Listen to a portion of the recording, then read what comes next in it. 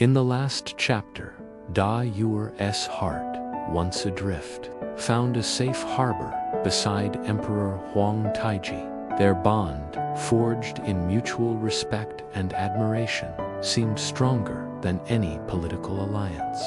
But in the hallowed halls of power, love and loyalty are never truly safe.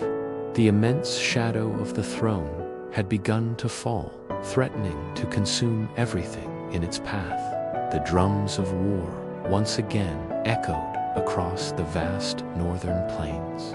Ming generals, determined to crush the burgeoning Manchu threat, marched their armies against the rising power. Every victory, every defeat, sent tremors through the foundations of this fragile, nascent empire.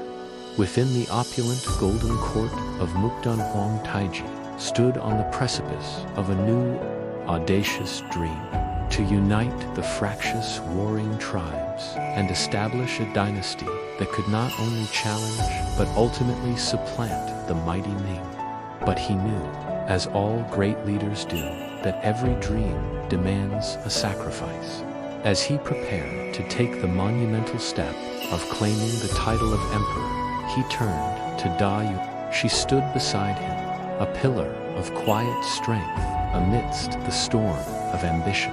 "Yuer," he said, his voice heavy with the weight of the future. "Once I ascend the throne, the world as we know it will change, and so must we."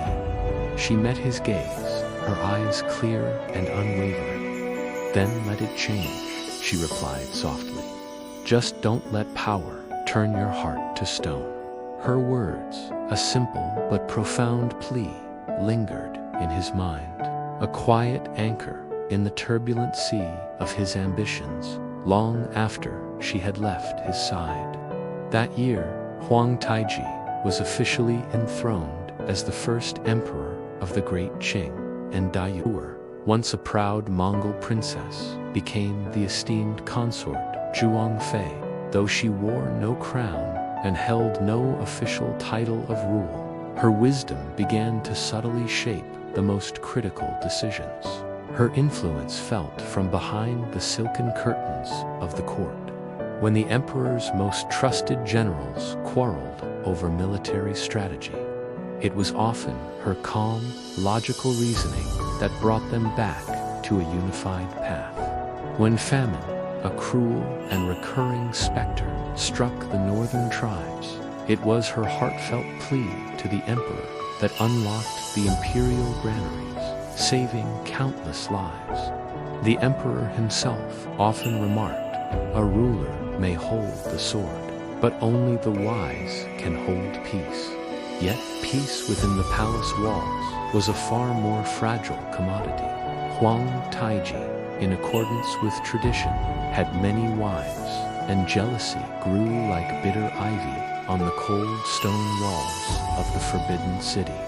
The empress, his primary consort, saw Da Yuer's growing influence not as a boon to the empire, but as a direct threat to her own position.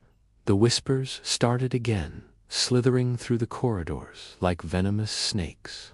They said Da Yuer controlled the emperor's heart and, more dangerously, his mind.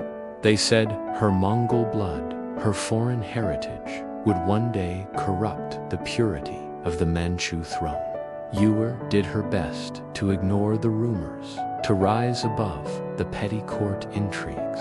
But late one night, wonder how long their love, their connection, could possibly survive inside this gilded cage of power. And then tragedy struck, swift and merciless. During a sudden military campaign to the west, amidst a blinding snowstorm, Huang Taiji fell from his horse. He was gravely injured, his life hanging by a thread. When the devastating news reached the capital, Da Yuer did not hesitate. She rode through the unforgiving night, battling the elements to reach his side. When she finally entered his campaign tent, she found him pale and weak, but awake. His lips curved into the faintest of smiles. Upon seeing her, "Yuer," he whispered, his voice barely audible. I once promised you freedom, but all I gave you was this golden cage. She knelt, grasping his cold hand tightly, her tears falling freely. No, she choked out, you gave me purpose. If fate takes you from this world, I swear I will protect everything you have built, even if I must stand alone against the world to do it. He looked at her for a long, poignant moment, his eyes filled with a universe of unspoken sorrow and an immense, overwhelming pride. Then, you will be the true strength of the Qing. By morning, the snow had stopped. The emperor never woke again. The throne was now empty.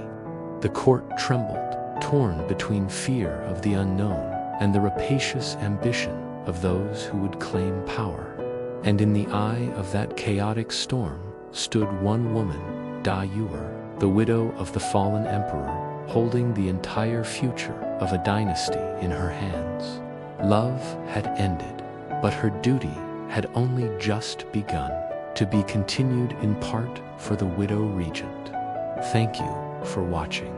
If you've been captivated by Daur's journey, please like this video and subscribe to our channel for the next chapter of her incredible story.